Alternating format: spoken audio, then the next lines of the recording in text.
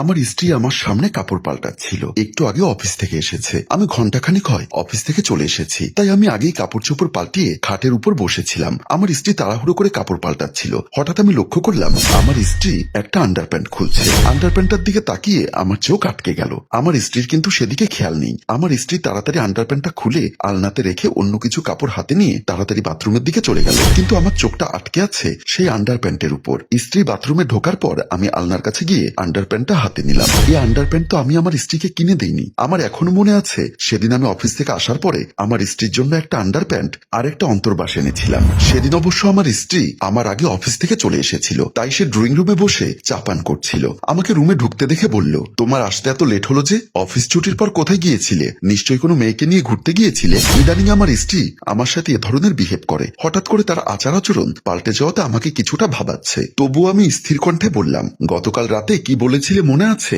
কত শত কথাই তো বলি, কোনটা মনে রাখবো? তোমার নাকি অন্তর্বাসার আন্ডারপ্যান্ট লাগবে? হ্যাঁ বলেছিলাম তো। এগুলো আনতে মার্কেটে গিয়েছিলাম, তাই আসতে একটু লেট হয়ে গেছে। কই এনেছো? আমি অফিসের ব্যাগ থেকে আন্ডারপ্যান্ট এবং অন্তর্বাসের প্যাকেটটা তার হাতে দিলাম। সে প্যাকেটটি হাতে নিয়ে খুলে সব চেক করতে লাগলো। অন্তর্বাসটা হাতে নিয়ে উল্টিয়ে পাল্টিয়ে চেক করে বলল, এটা কি আমার সাইজের? তুমি 36 বলেছিলে, তাই আমি 36 এনেছি। কিন্তু এত ছোট কেন? গায়ে দিয়ে দেখো। আচ্ছা পরে দেখবো।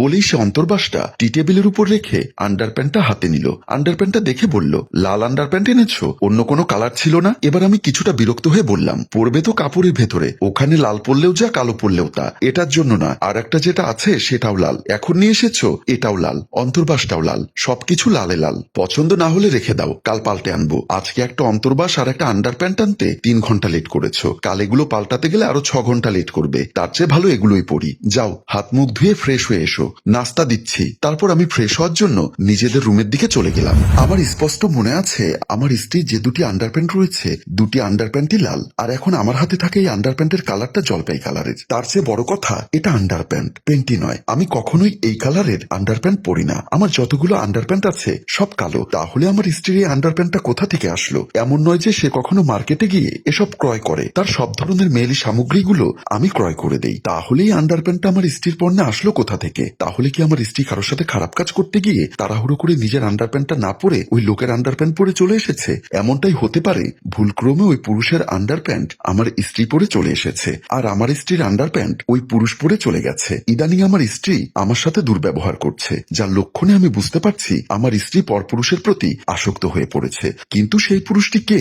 একবার শুনেছিলাম আমার স্ত্রী তার অফিসের সিনিয়র অফিসার বাবু চৌধুরীর সাথে নাকি তার দহরম মহরম সম্পর্ক।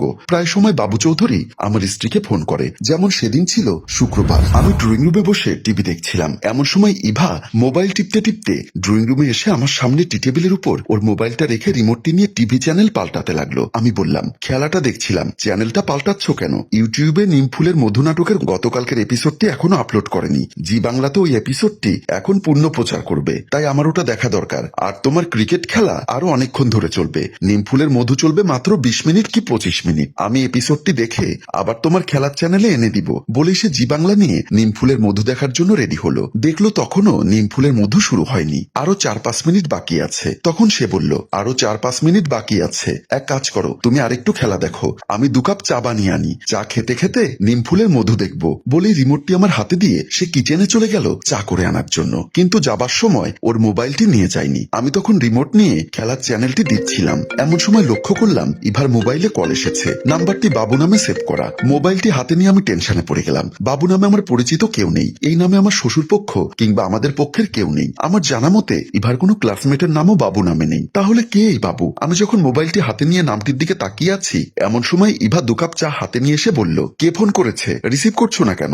বাবু নামের একটা নাম্বার থেকে কল এসেছে। সাথে সাথেই দেখলাম ইভার চেহারাটা কেমন জানি পাল্টে গেল। সে তাড়াতাড়ি 1 কাপ চা আমার সামনে রেখে আমার হাত থেকে মোবাইলটা টান দিয়ে নিয়ে বলল, অফিসের বড় স্যার বাবু চৌধুরী ফোন করেছে। স্যারের নাম্বার শুধু বাবু দিয়ে সেভ করেছো? সমস্যা কি? না, আমরা তো সিনিয়র অফিসারদের নামের শেষে স্যার দিয়ে নাম্বার সেভ করি। তুমি করো বলে যে আমারও করতে হবে এমন তো কোনো বিধান নেই। যত সব আজাইরা পেঁচাল। বলেই সে মোবাইলটা হাতে নিয়ে রিসিভ করে হাসতে হাসতে কথা বলতে বলতে আমার সামনে থেকে চলে গেল। সেদিনও আমার কিছুটা সন্দেহ হয়েছিল, তাহলে কি এই আন্ডারপ্যান্টটা সেই বাবু স্যারের, যার সাথে মেশা করতে গিয়ে ভুলক্রমে একজনের আন্ডারপ্যান্ট আরেকজন পরে চলে এসেছে? আমি যখন আন্ডারপ্যান্ট হাতে নিয়ে কথাগুলো ভাবছিলাম, এমন সময় দেখলাম বাথরুমের দরজা খুলছে। তাই আমি তাড়াহুড়ো করে আন্ডারপ্যান্টটা আবারও আলনার উপর রেখে খাটের উপর এসে বসে পড়লাম। দেখলাম ইভা গোসল করে ধোয়া কাপড় শুকাতে হাতে দিয়ে আমার সামনে দিয়ে বেলকনির দিকে যাচ্ছিল। আমি বললাম, সকালে তো অফিসে যাওয়ার সময় গোসল করেছিলে, আবার এখন গোসল করলে যে? প্রশ্নটি শুনে সে অবাক হয়ে আমার দিকে তাকিয়ে আছে। আমি বুঝতে পেরেছি সে কিছু একটা মনে মনে বানানোর চেষ্টা করছে। চোর ধরা পড়লে যেমন ভাবে কথা বলে,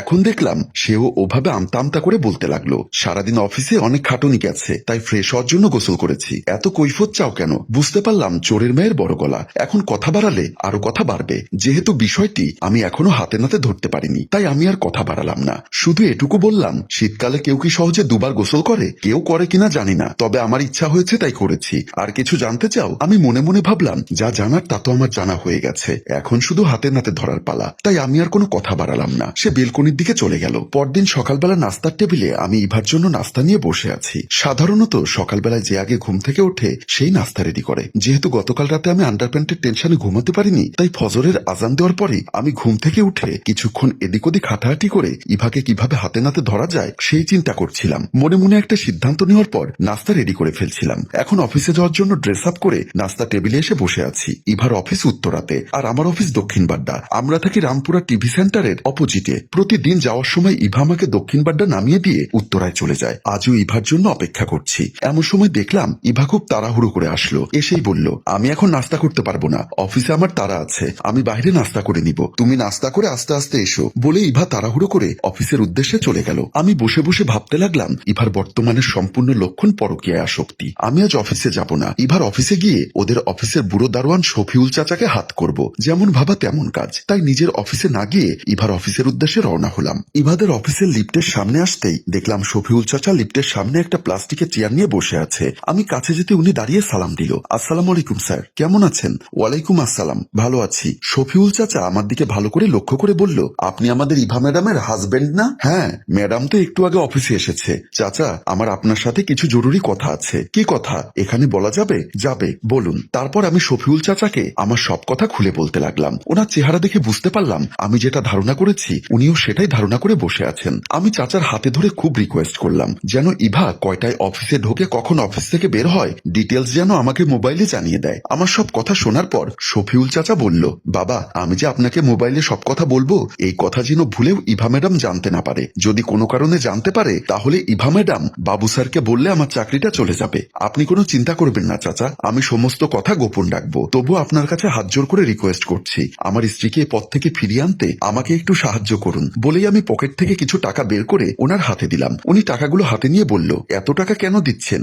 আপনার মোবাইলে কিছু টাকা রিচার্জ করে নিবেন, যাতে প্রতিদিন আপনি আমাকে ফোন করতে পারেন। আমি আপনাকে প্রতি মাসে কিছু টাকা দিব। ঠিক আছে স্যার, আপনি কোনো চিন্তা করবেন না, আমি প্রতিদিন সকাল বিকাল আপনাকে ফোন করে সমস্ত খবর জানিয়ে দিব। তারপর আমি ওনাকে সালাম দিয়ে সেখান থেকে চলে আসলাম। আমার স্ত্রী অফিসে গিয়ে সরাসরি বাবু স্যারের রুমে চলে গেল। বাবু স্যার আমার স্ত্রীকে দেখে বলল, আর ইভা সুন্দরী যে, আজ এত সকাল সকাল অফিসে চলে আসলে যে? না এসে কি উপায় আছে? কাল যে আকাম করে ফেলেছি। কি আকাম?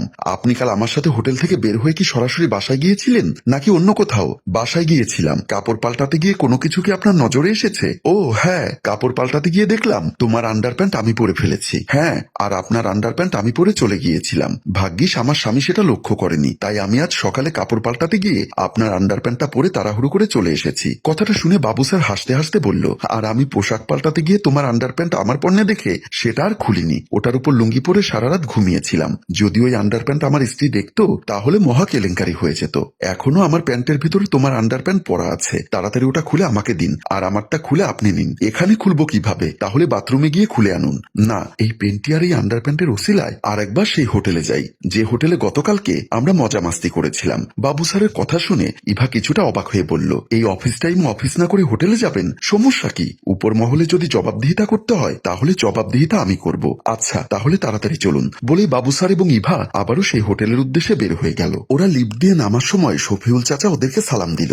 আসসালামু আলাইকুম স্যার। ওয়ালাইকুম আসসালাম। শোনো শফিউল মিয়া, আমরা 2 ঘন্টার মধ্যে ফিরে আসছি। এর মধ্যে যদি কেউ আমাদের খোঁজ নেয় তাহলে বলবে স্যার জরুরি একটা কাজে গেছে, এর বাইরে কিছু বলার দরকার নেই। বলেই উনি ওনার পকেট থেকে একটা 100 টাকার নোট বের করে শফিউল চাচার হাতে দিলেন। এটা নিয়ে তুমি কিছু খেয়ে নিও। বলেই ইভা এবং বাবু স্যার চলে গেল। শফিউল চাচা পকেট থেকে মোবাইলটা বের করে আমার উদ্দেশ্যে কল দিল। আমি তখন উত্তরার একটা চায়ের দোকানে চা খাচ্ছিলাম। শফিউল চাচার কল দেখে মোবাইলটা রিসিভ করে সালাম দিলাম। আসসালামু আলাইকুম চাচা। ওয়ালাইকুম সালাম। স্যার আপনি কোথায়? আমি তো এখনো উত্তরাতেই আছি, আপনাদের কাছাকাছি একটা চায়ের দোকানে চা পান করছি। স্যার একটু আগে ইভা ম্যাডাম এবং বড় স্যার বের হয়েছে। কোথায় যাচ্ছে? সেটা জানি না, বলেছে 2 ঘন্টার মধ্যে অফিসে চলে আসবে। আপনি তাড়াতাড়ি আমাদের অফিসের দিকে আসলে ওনারা কোথায় যাচ্ছেন ওনাদের পিছু নিতে পারবেন। ঠিক আছে, আপনি রাখুন, আমি দেখছি। বলেই আমি তাড়াতাড়ি চা পান শেষ করে ম্যানেজারের কাছে গিয়ে চায়ের টাকাটা দিয়ে তাড়াহুড়ো করে ইভার অফিসের দিকে চলে গেলাম। আমি রাস্তা দিয়ে কিছু দূর যাওয়ার পর হঠাৎ লক্ষ্য করলাম ইভা ও বাবু স্যার এসে এসে কথা বলতে বলতে আসছেন। আমি ওনাদেরকে দেখে রাস্তার আড়ালে চলে গেলাম। ওনারা যখন আমাকে পাশ কেটে সামনের দিকে চলে গেল তখন আমি একটু নিরাপদ দূরত্বে ওনাদের পিছন পেছন যেতে লাগলাম। একটা সময় এসে দেখলাম আমার স্ত্রীকে নিয়ে বাবু স্যার একটা হোটেলের গেট দিয়ে ঢুকে যাচ্ছে। আমার মাথায় যেন আকাশ ভেঙে পড়ল। যা ধারণা করেছি তাই সত্যি হলো। হ্যালো ভিউয়ার্স, এখন সাকিব কি করবে? হোটেলে গিয়ে কি স্ত্রী এবং বড় স্যারকে হাতে নাতে ধরবে, নাকি এখান থেকেই সে বাসার উদ্দেশ্যে চলে যাবে? জানতে হলে অপেক্ষা করতে হবে আগামী পর্বের জন্য, এবং অবশ্যই কমেন্ট করে লিখতে হবে দ্বিতীয় পর্ব চাই। আপনাদের মতামতের উপর ভিত্তি করে আমরা আগামীকাল এই গল্পের দ্বিতীয় পর্ব নিয়ে হাজির হব। মনে রাখবেন, যে গল্পের কমেন্ট, শেয়ার এবং ভিউজ কম হয় আমরা সেই গল্পের দ্বিতীয় পর্ব তৈরি করি না। তাই উক্ত গল্পের দ্বিতীয় পর্ব দেখতে চাইলে অবশ্যই গল্পটি শেয়ার করে আমাদের সাথেই থাকুন। ধন্যবাদ।